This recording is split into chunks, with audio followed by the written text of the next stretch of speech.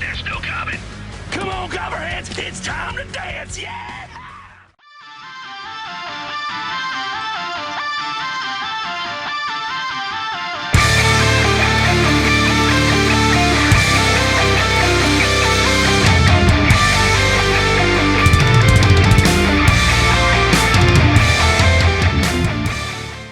Welcome to the zombie apocalypse. Yes, right, another one. So we are talking about the 2016 made for the Sci-Fi Channel by Asylum Pictures movie called Dead 7, directed by Danny Rowe.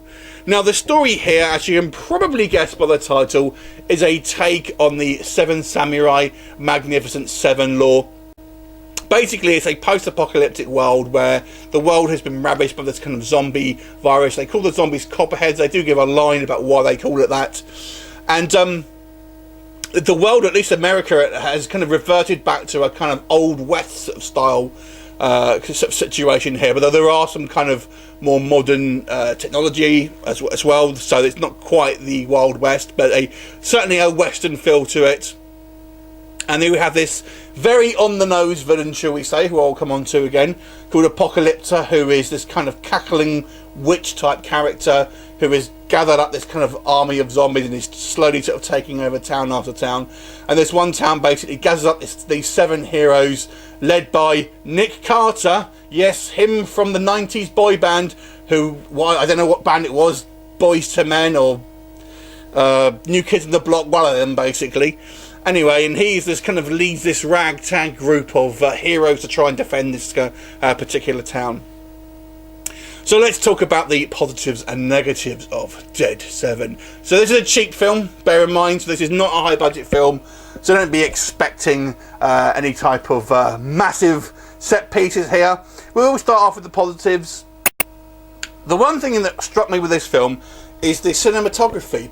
I actually thought the cinematography here was very, very well done and actually somewhat cinematic, especially for an Asylum made-for-TV movie. But there are some fantastic shots here, and like I said, it does have a good cinema feel in certain areas. You know, there's certain shots here that look very cinematic. The other thing I want to say that I quite like is some of the effects. Now, the effects are a mixed bag, I will grant you that, but there are some decent effects here. There's some fairly good kind of zombie makeup and some a decent use of some practical effects. There are some CGI enhancements that are a little on the cheaper side, but there are a lot of fairly decent kind of makeup jobs and kind of, you know, zombie effects and kind of prosthetic bits coming off people and things like that. And the other thing I would say, which is kind of positive as well, is some of the characters are quite kind of fun. So the Dead 7, basically, this kind of this pack of 7 heroes, a fairly kind of broad mix of people, shall we say, all who have some kind of special skill or kind of kind of attribute. We've got Nick Carter, who is this kind of the leader, I suppose. And he is I'm going to go through these one by one. There's going to be some positives and negatives here. So he is this kind of the stoic leader, but unfortunately he's really bland. He is really, really bland. He's not necessarily bad, but just bland. He's no characteristics, no kind of charisma to him, and he's just basically a completely forgettable leading man. And since he is the star here, obviously it's going to live or die on his shoulders.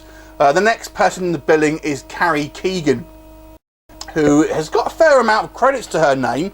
I think she is some kind of cosplayer, maybe.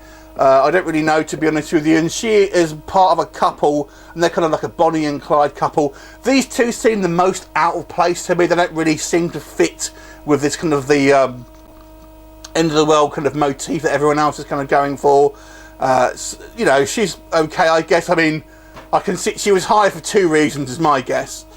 Then you've got this kind of samurai guy.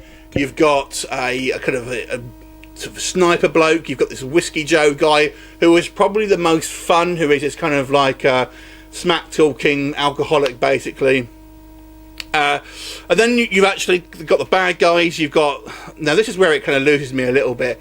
Apocalypta is this kind of this witch woman who is the most hammy, pantomime villain I think I've ever seen in a kind of a B movie, and she is literally acting like she is in a pantomime.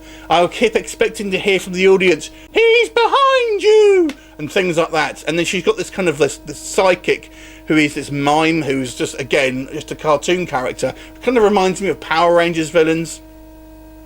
So I didn't like the kind of the villains. And now I know this is a cheesy B movie. I appreciate that. But it just seems to be that they seem to be so kind of different from the rest of this field, the rest of this apocalyptic film. They seem to be like kids show villains, basically. And this is, to be fair, somewhat aimed at a younger audience. It seems it's almost like a kids zombie film, but there are a few scenes of, you know, people getting their heads blown off. They go into a brothel at one point, so there are some adult themes as well. But in a way, it's like a kind of a kids film, but with zombies. A weird feel to this, to be honest with you. And the action is all kind of fairly kind of generic. The main issue I have here is that the characters are all just so one note, particularly Nick Carter's kind of like lead character here. He's so bland and it just makes it so uninteresting to watch, unfortunately.